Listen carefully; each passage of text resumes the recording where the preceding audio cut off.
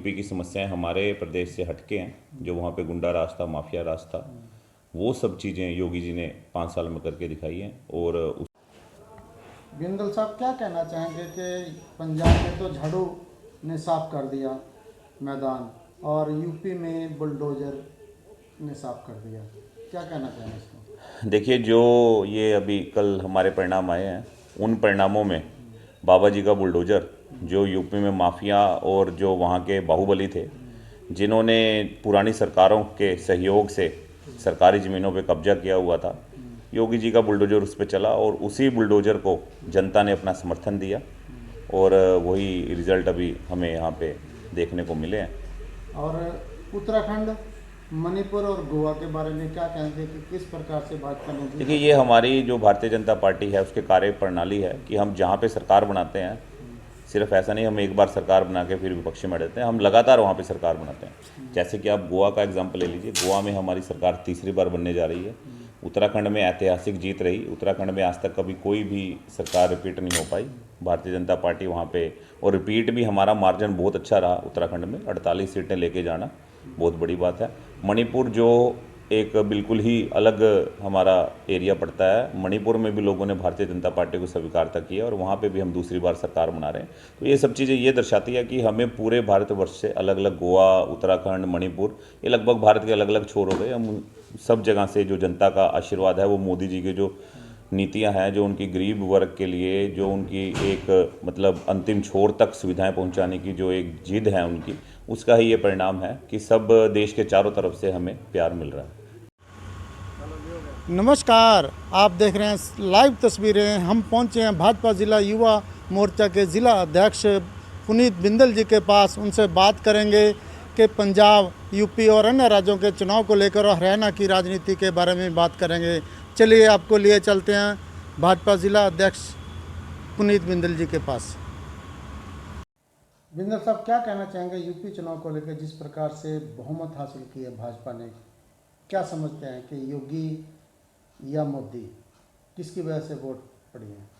सबसे पहले सभी क्षेत्रवासियों का और हमारे प्रदेशवासी और हमारे पड़ोसी राज्य उत्तराखंड और यूपी में सरकार बनने पे मैं सबको हार्दिक बधाई और अभिनंदन करना चाहता हूं, क्योंकि कहीं ना कहीं सब लोगों की जो दुआएं लगा लीजिए और सब लोगों की, हमारे हरियाणा के लोगों की उत्तराखंड और यूपी में रिश्तेदारी भी है, तो हमें तो ये पहले से ही हमें निश्चित था कि यूपी में हमारी सरकार दोबारा बनने जा रही है और वो लोगों के प्यार से योगी जी दोबारा से सीट पे बैठे हैं। और जैसा उन्होंने पिछले 5 वर्षों में काम किया है, जैसा कि आपने प्रश्न किया कि योगी जी या मोदी जी, तो मैं ये डबल इंजन जो हमारा मोदी जी द्वारा दिया गया और योगी जी ने जो क्षेत्र लेवल पे और प्रदेश में जो वहाँ की समस्याएं थी, क्योंकि वहाँ की उसका जो रिजल्ट है वो लोगों ने उनको वोट के रूप में दे के दिखाया। लेकिन बिंदल साहब, यदि योगी जी के काम को वोट मिला है तो पहले से वोट कम क्यों मिला? नहीं, पहले से सीटें कम क्यों आई? नहीं, वोट शेयर अगर आप वोट शेयर देखोगे तो भाजपा का वोट शेयर यूपी में, आंकड़े अभी मेरे पास सही नहीं है, लेकिन जहाँ तक मुझे पता लगा कि हमारा वोट शेयर कोई ज़्यादा नहीं गिरा है, हमारा वोट शेयर लगभग पहले से शायद कुछ बढ़ा है या बराबर है। रही बात, देखिए, किसी भी पार्टी को, जैसा कि आपको पता लगा होगा कि 1985 के बाद आज तक कोई ऐसी पार्टी नहीं है जो सरकार में दोबारा रिपीट करती है। और रिपीट करने में कुछ लोग तो बोल रहे थे कि 200 का आंकड़ा भी नहीं छुएगी, ऐसे होगा वैसे होगा, लेकिन ये 274-75 सीटें लगभग पिछली बार से हमारी जो थोड़ी बहुत सीटें कम गई हैं, तो वो डबल जैसे अब की बार दूसरी बार रिपीट किया है, तो वो लोगों को प्यार को। और इसमें दूसरी बात ये भी है कि जो विपक्षी दल थे वो सब मिलके लड़े और भाजपा जो पूर्णतः अकेले अपने दम पे लड़ रही थी, तो लोगों के प्यार ने उन्हें जितवाया। केशव प्रसाद मौर्य उप मुख्यमंत्री हैं, अपनी सीट नहीं बचा पाए, क्या उनको जानबूझ के हराया गया कि मुख्यमंत्री के दावेदार थे? नहीं, ऐसा कुछ नहीं है कि उन्हें जानबूझ के हराया गया। लोकतंत्र और लोकतांत्रिक प्रक्रिया है और जैसा जनता को अच्छा लगता है वैसा हमें स्वीकार्य होना भी चाहिए। केशव प्रसाद मौर्य जी अगर सीट हार गए तो इसका ये मतलब नहीं उनकी लीडरशिप में या भाजपा की लीडरशिप में ऐसा कुछ कमी हो। और हमारे यहाँ पे कभी भी राजनीतिक द्वेष पार्टी में नहीं रहता। ऐसा नहीं है कि वो मुख्यमंत्री चेहरा बनते या कुछ होते इसलिए उन्हें हरा दिया गया। अब पुष्कर सिंह धामी जी हैं, उनके नेतृत्व में उत्तराखंड में सरकार, मतलब उनके बैनर के नीचे, उनके चेहरे के नीचे हम इलेक्शन लड़े, वो हार गए। तो ऐसा मतलब ये कहना सही नहीं रहेगा। ये कई बार हो जाता है राजनीति में, क्योंकि व्यक्ति प्रदेश को संभालते संभालते कई बार अपने विधानसभा क्षेत्र में कई बार उतना समय की कमी की वजह से कुछ भी लगा लीजिए, लेकिन ऐसा नहीं है कि कोई राजनीतिक द्वेष की वजह से वो हार गए। लेकिन विपक्ष के लोगों दबी आवाज में कहना है कि जब तक ईवीएम है तब तक भाजपा को हराना मुश्किल है। देखिए, ईवीएम, अब कई बार इसके बारे में चर्चा होती है कि हमारे कुछ विकसित देश है वहाँ आज भी बैलेट पेपर से इलेक्शन होते हैं, लेकिन सबसे ज़्यादा सोचने वाली बात यह है कि हमारे देश की आबादी 140 करोड़ है और उन देशों की आबादी 5 करोड़, 6 करोड़, 4 करोड़, 10 करोड़ इस संख्या में है। तो अगर जो यहाँ पे हम पर्ची का जो हमारा पुराना सिस्टम था, अगर हम उससे गिनती स्टार्ट करेंगे इलेक्शनों की गिनती, तो इसमें तो बहुत कई हफ्तों का समय लग जाएगा रिजल्ट देने में भी। तो वो पुरानी प्रक्रिया थी, और ये प्रक्रिया ऐसा नहीं है कि कोई ईवीएम बीजेपी लेके आई थी। ईवीएम जो आया था वो दूसरे राज्य, जो हमारी दूसरे विपक्षी दल हैं अभी, उनकी सरकारों में आया था, और वो भी इस वजह से कि हमारे यहाँ पे पॉपुलेशन और हमारे यहाँ पे वोटर्स की संख्या ज़्यादा थी, और रिजल्ट्स को फास्ट करने के लिए और निष्पक्ष करने के लिए। क्योंकि आपने पहले कई बार सुना होगा, हम मूवीज़ में भी देखते थे, वो रियलिटी भी हुई है कि बक्से के बक्से और डब्बे के डब्बे चोरी कर लिए जाते थे। तो इस वजह से आधुनिक चीज़ है, और जहाँ पे पॉपुलेशन ज़्यादा होती है वहाँ पे तो सारा काम ऑनलाइन और सारा काम मतलब जो नई जो टेक्निक है उसको लेके ही चलेगा। ये तो एक भ्रम फैलाने वाली बात है। अब ईवीएम तो पंजाब में भी थी, तो ऐसा क्यों नहीं है कि ईवीएम पंजाब में बीजेपी ने अपनी सरकार बना ली। हम राजस्थान हारे पिछले प्लान में, तो ये तो एक निराधार बातें हैं। तो पंजाब में क्यों सीट कम हो गई जब पिछली बार 3 थी?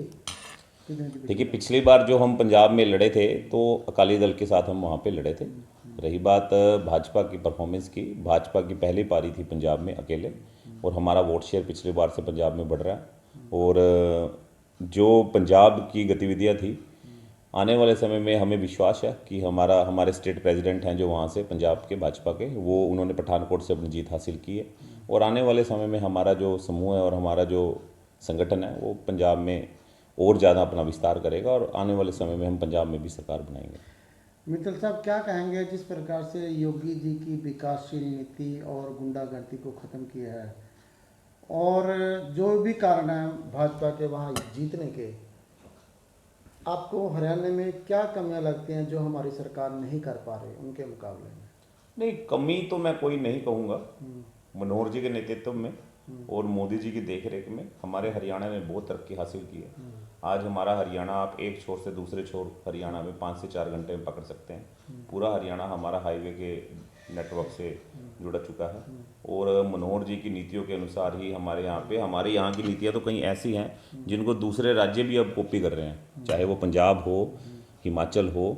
तो हमारी यहाँ की पॉलिसियाँ जो हैं वो वहाँ पे। और रही बात, जब कोई परमानेंट इलाज होता है तो उसमें देर चाहे लग जाए, लेकिन वो परमानेंट ही हो जाता है। तो वैसे ही हमारे यहाँ की जो खड्डे खोदे हुए थे विपक्षी दलों ने, लूट खसोट की जो राजनीति थी, और रही बात जो हमारे विपक्षी दल कांग्रेस यहाँ पे रहे हैं, उनका तो वजूद और जो उनका तामझाम है वो पूरे भारतवर्ष में से ही, हर राज्यों में से उखड़ता जा रहा है। और आने वाले समय में आपको ये भी दिखेगा। और हमारी भारतीय जनता पार्टी की एक जो खासियत जो रहती है कि जहाँ हम सरकार बनाते हैं वहाँ पे हम 2-2 बार, 3-3 बार, 4-4 बार तक हम सरकार वहाँ पे चलाते हैं। वो जनता का प्यार होता है, और जनता किए हुए काम को रिपोर्ट कार्ड के आधार पे ही आज के समय में वोट करती है। वो पुरानी समय की बातें नहीं रही कि गांव में से किसी एक आदमी के कहने पे ही वोट डल गई, या जो पुराने सिस्टम थे। अब तो जनता बड़ी समझदार है। अगर जो आप परफॉर्म करोगे तो वो आपको लेके आएगी, नहीं परफॉर्म करोगे तो वो बिल्कुल नहीं लेके आएगी। जैसा कांग्रेस थी, कांग्रेस के साथ बहुत बुरा जैसे पंजाब में हुआ, उनके सिटिंग मुख्यमंत्री, प्रदेश अध्यक्ष सभी इलेक्शन हार गए बुरी तरीके से,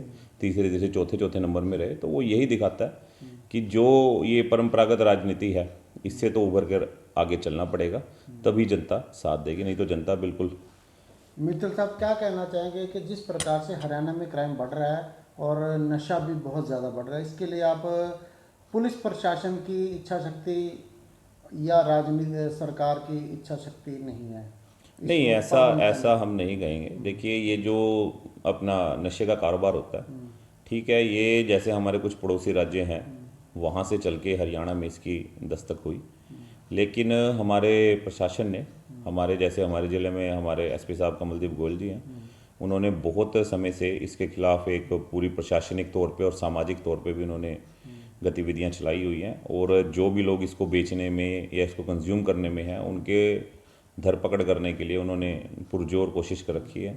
और लेकिन मैं इसके साथ साथ ही अपने सामाजिक तौर पे भी सबको मैसेज दूंगा कि ये जो बीमारी है नशे की, ये तभी हटेगी जब हम प्रशासन का साथ देंगे और हम सामाजिक तौर पे मिलजुल कर जो भी लोग इसमें इन्वॉल्व हैं हम उन लोगों की पहचान सरकार को कराएंगे, तभी ये चीज़ जड़ से ख़त्म होगी। जिस प्रकार से आप युवा हैं, युवा के जिला अध्यक्ष हैं, 2024 में आने वाले विधानसभा चुनाव में हरियाणा में भाजपा किस मोड़ पर खड़ी नजर आएगी? देखिए, आने वाले समय में जो हमारा विश्वास है, भारतीय जनता पार्टी हरियाणा प्रदेश में तीसरी बार सरकार बनाएगी और सेंटर में भी मोदी जी के नेतृत्व में हम तीसरी बार सरकार बनाने जा रहे हैं। और हरियाणा के लोग बहुत समझदार हैं। सेंटर को देखते हुए हरियाणा के लोग हमेशा अपनी सरकार को चयनित करते हैं। और जितना हमने विकास किया है, क्योंकि आज हम एक न्यू इंडिया और एक न्यू शाइनिंग इंडिया जो कहते हैं उस दौर से हम गुजर रहे हैं और इसमें सब लाभान्वित हो रहे हैं। हर वर्ग, गरीब वर्ग से लेके मध्यम वर्ग, उच्च वर्ग और जो एक गरीबी रेखा से नीचे रहने वाला व्यक्ति भी है वो भी लाभान्वित हो रहा है।